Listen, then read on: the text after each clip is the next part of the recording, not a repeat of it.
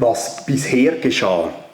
Der Prophet Jona hat von Gott den Auftrag bekommen, in die gottlose und gewalttätige Stadt Ninive zu gehen und dort Umkehr zu Gott zu predigen. Doch der Jona flüchtet mit einem Schiff in genau die andere Richtung. Gott hat einen Sturm geschickt und die Matrosen haben dann den Jona über Bord geworfen.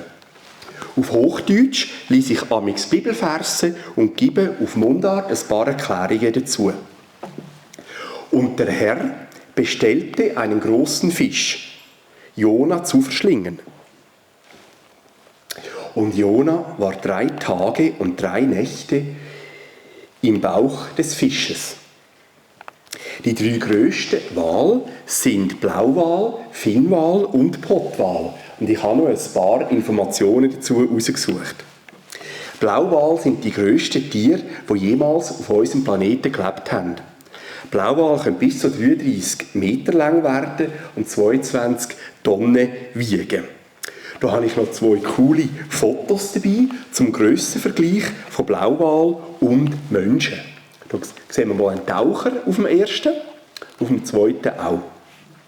2 Fragen habe ich an euch und die bitte beantworten mit Hand aufstrecken. Wer von euch hätte Angst, wenn er oder sie beim Schwimmen und Tauchen so einen grossen Wal würde sehen? Fast alle. Zweite Frage. Wer würde ihn gerne streicheln? Doch, aber auch ein paar, okay. Der Finnwal ist nach dem Blauwal der zweitgrösste Wal dieser Welt. Mit 27,5 Meter Länge und 80 Tonnen Gewicht ist er nur ein bisschen kleiner als der Blauwal. Der drittgrösste ist der Pottwal. Pottwal sind die grössten Zahnwale und kommen in allen Weltmeeren vor. Sie können bis zu 20,5 Meter lang und 50 Tonnen schwer werden. Diese Art ist das dritttiefste tauchende Säugetier der Welt und hat das grösste Gehirn von allen Menschen. Weibli und Jungtiere schließen sich in kleinen Familienverbänden zusammen, während Männchen bis auf die Paarungszeit in der Regel Einzelgänger sind. Biologisch sind ja Wale Säugetiere und kein Fisch. Sie müssen zum Luft holen an die Wasseroberfläche und können nicht mit ihren Kiemen Sauerstoff aus dem Wasser ziehen. Viele Bibelausleger und Meeresforscher gehen davon aus, dass ein Pottwal den Jona verschlungen hat. Das ist etwas ganz Interessantes, was ich gefunden habe. Wenn eine Pottwalmutter ein 4 Meter grosses Pottwalbaby gebiert, dann kommt eine Pottwalhebamme und führt das Baby mit ihrem riesigen Maul an die Wasseroberfläche, damit es das erste Mal Luft schnappen kann. Vielleicht ist auch genau die Situation passiert beim Jona. Als ich recherchiert habe auf YouTube, habe ich auch gesehen Videos, wie Wale Menschen beschützt haben vor Haiangriffen. Und auch Delfine tun zum Beispiel Menschen beschützen, die in Todesnot sind. Also mehrere Meereslebewesen machen das. Eigentlich wollte ich jetzt hier auf YouTube ein Video zeigen, es gibt mehrere Videos, wie ein Wal einen Kajakfahrer ins Maul nimmt. Aber wieso habe ich es nicht gemacht? Weil oft den Kameraleute so verschrecken, dass sie fluchen. Und sie sagen dann leider nicht, oh mein Gott! Und sie sagen nicht, oh, es ist der Jona, sondern sie sagen andere Fluchwörter, die ich gedacht habe, will ich hier nicht erwähnt haben. Und ich habe gedacht, ja, wir könnten theoretisch einfach den Sound abschalten, aber dann ist es nicht das gleiche Erlebnis. Man will ja hören, wie das Wasser rauscht und alles. Ja, aber ich könnte das selber recherchieren auf YouTube. Stattdessen habe ich euch hier das lustige Bild dabei, das soll ich erzählen, der riesige Fisch, den der Jona verschlingen. Und Jona betete zum Herrn, seinem Gott, aus dem Bauch des Fisches und sprach: Der Jona hat erst jetzt zu seinem Gott betet. Im vorhergehenden Kapitel haben vor allem die heidnischen Matrosen zu Gott betet. Erst jetzt richtet er seinen Klage- und Dankpsalm an Gott. Was ich so schön gefunden habe, dass es heisst, Jona betete zum Herrn, seinem Gott. Also er hat wie gesagt, Gott, du bist immer noch mein Gott, obwohl ich vorher von dir weggerannt bin. Ich rief aus meiner Bedrängnis zum Herrn und er antwortete mir. Aus dem Schoß des Scheol, das heißt aus dem Totenreich, schrie ich um Hilfe. Du hörtest meine Stimme. Der Jona nimmt Kontakt auf mit Gott und Gott antwortet ihm. Die Beziehung ist wiederhergestellt. Sie reden wieder miteinander. In seiner Depression hat sich der Jona an Gott gewandt. Auch wenn wir in der Mitte von unserem Leben in einer Midlife-Crisis sind oder wenn wir an einer Altersdepression leiden, dürfen wir uns an Gott wenden. Auch wenn wir eine Zeit lang von ihm auf der Flucht sind und uns von Gott abgewendet haben. Gott ist da für uns, er freut sich darauf, wenn wir zu ihm umkehren, wenn wir mit ihm reden und wenn er mit uns redet. Der Jona hat gebetet. Und du hattest mich in die Tiefe geworfen, in das Herz der Meere, und Strömung umgab mich. Der Jona verwendet viele Begriffe wie Herz, Bauch, Schoß, weil er ähnlich betet wie der Prophet Jeremia. Er tut Gott seine tiefsten inneren Gefühle ausschütten. Das Herz steht in der Bibel einerseits für das Körperorgan, so wie wir auch sagen, Herz muss man zum Kardiologen das Herz checken, aber dann steht das Herz in der Bibel auch übertragen für die Mitte von etwas, vor allem für die Personenmitte von uns. Das Herz umfasst also alle Bereiche von unserem menschlichen Innenleben. In der Bibel steht das Herz für die Mitte von uns Menschen, für unser Innerste. Und jetzt sagt der Jona, alle deine Wogen und deine Wellen gingen über mich dahin. Also er sagt eigentlich, dass Gott der Urheber ist von dem. Und das sehen wir auch so schön dargestellt hier mit den Egelfiguren. Der Jona ist ganz eingewickelt mit dem Wasser, das dargestellt ist durch die türkisfarbenen Tücher. Also es ist noch heftig, dass wie der Jona sagt, ja, Gott, du hast mich in die Situation hineingeführt, in dem Bauch von dem Fisch. Aber es ist auch eine Möglichkeit, weil der Jona ist ja nicht gestorben, sondern er lebt immer noch.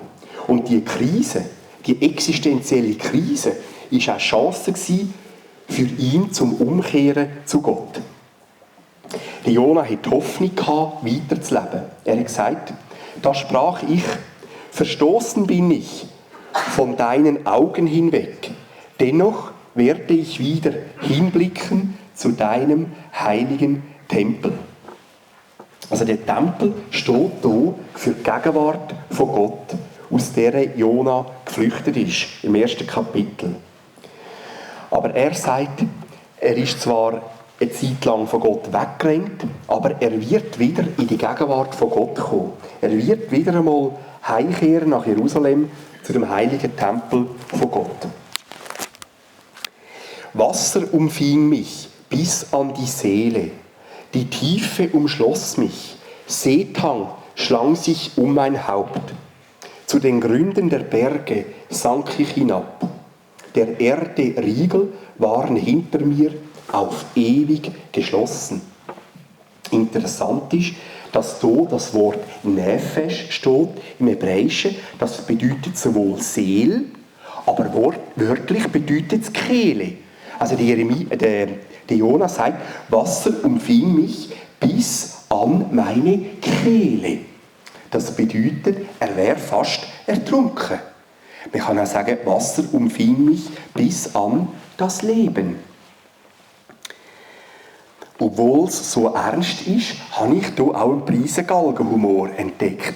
Weil der Jona sagt, Seetang schlang sich um mein Haupt. Das passiert auch wahrscheinlich uns, wenn wir am Halliersee gehen baden, passiert uns das hoffentlich auch nicht so jeden Tag. Aber ich finde es sehr lustig, weil Seetang, oder, das ist so plastisch ausgedrückt. Es bedeutet, er hat irgendetwas am Kopf, das ihn stört. Und ich denke, im übertragenen Sinn geht es auch darum, in unserem Leben, dass wir den Seetang, der sich um unseren Kopf herum schlingen, dass wir den mit der Hilfe von Jesus abschütteln. Also das Seetang, das sind die negativen Gedanken, das ist das grusige, schliffrige, glitschige, so grünlich und so wenn man es anlängen, dann ist es so grusig in den Händen. Und wir können das, mit Jesus können wir das abschütteln.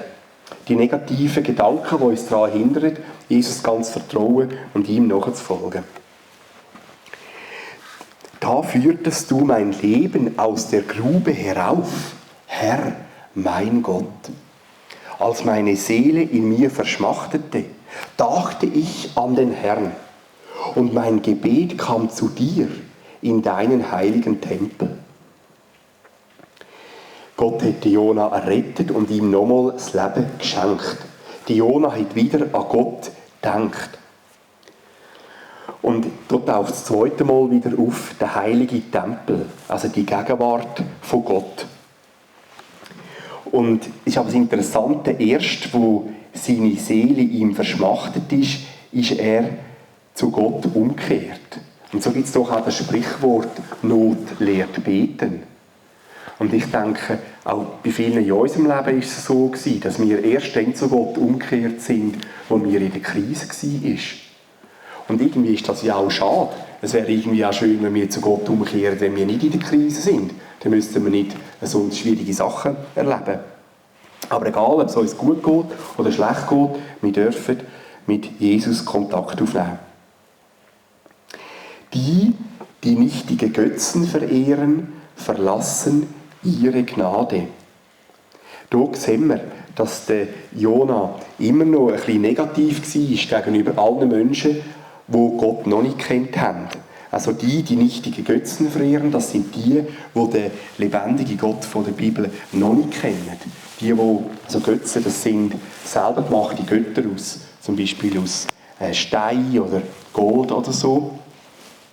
Und er sagt, die falschen Götter verehren, die die Gnade von Gott verlassen. Also die Jona, er hat noch kein Mitleid mit ihnen. Er will ihnen auch noch nicht helfen.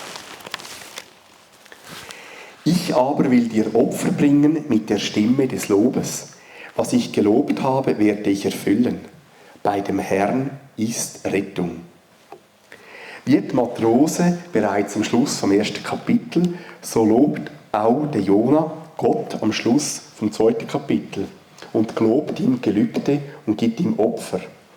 Durch die äußere Krise im Buch vom Wal und dieser inneren Krise, was in einer Todesnähe und Depression, ist der Jona endlich bereit, auf Gott zu hören und das zu machen, was Gott ihm von Anfang an befohlen hat, nämlich nach Ninive zu gehen. Im Schlusssatz sagt er, bei dem Herrn ist Rettung. Ich habe das noch heute Morgen nachgeschaut. Auf Hebräisch heisst das Wort wirklich, die Rettung ist Gottes. Im Sinne von, die Rettung kommt vom Herrn. Und das Wort, das hier verwendet wird, heisst Jeschua. Hilfe, Heil, Rettung. Und weist uns auf Jesus hin. Das ist das gleiche Wort. Jesus. Jesus rettet uns. Jesus rettet uns sogar von uns selber. Das tut der Abschnitt auch ganz klar zeigen. Jesus rettet uns von uns selber, von unserem Drehen um uns selber. Und der Jona beschreibt in diesem Klage- und Dankpsalm nicht nur dichterisch-poetisch seine Depression, sondern eben auch seine Umkehr zu Gott, wenn er wieder mit Gott reden und beten. Und der Herr befahl dem Fisch, und er spie Jona auf das trockene Land aus. Das zweite Kapitel schließt so, wie es angefangen hat, mit dem Handeln von Gott. Gott hat die Macht über alle Pflanzen, Tiere und Menschen, wie wir auch in den 2 weiteren Kapiteln noch werden sehen. Wie in der vergangenen Predigt, so wollte ich jetzt auch noch auf ein paar Gemeinsamkeiten und Unterschiede zwischen Jona und Jesus näher eingehen. Zuerst zu den Gemeinsamkeiten. Beide haben einen Bezug zu Wasser, Boot und Fisch. Es ist zwar ein bisschen einleuchtend, aber ich denke, wir dürfen das auch mal erwähnen, einfach mal die Grundlagen. Beide haben ähnlich gebetet. Die Jona hat gebetet im Fisch, Da sprach ich, verstoßen bin ich von deinen Augen hinweg. Und Jesus hat gebetet am Kreuz, mein Gott, warum hast du mich verlassen? Und beide sind hinabgestiegen in das Reich des Todes, wie es im apostolischen Glaubensbekenntnis heißt. Beide sind am tiefsten Punkt von der Gottverlassenheit. Bei Jona war es die Nahtoderfahrung im Bauch vom Fisch und bei Jesus am Karsamstag, als er im Totenreich war. Es gibt aber auch Unterschiede zwischen Jona und Jesus. Der Jona ist im Bauch vom Fisch nur symbolisch tot gewesen. Jesus ist ganz gestorben und wirklich auferstanden von den Toten. Der Jona hat noch kein Mitleid gespürt mit diesen Menschen, die Gott noch nicht kennen. In einem Kommentar habe ich den treffenden Satz gefunden. Obwohl der Jona jetzt zweifellos bereit ist, dem Befehl von Gott zu folgen, finden wir bei ihm kein Anzeichen von Mitgefühl für die Bewohner von Ninive. Jesus hat immer grosses Mitleid gespürt für alle Menschen. Jesus hat sich auf das Kapitel bezogen, wo der Jona im Bauch vom grossen Fisch war, wo er einmal im Gespräch mit den Schriftgelehrten und Pharisäern verwickelt war. Ich lese aus dem Matthäus-Evangelium, Kapitel 12. Dann antworteten ihm einige der Schriftgelehrten und Pharisäer und sprachen, Lehrer, wir möchten ein Zeichen von dir sehen.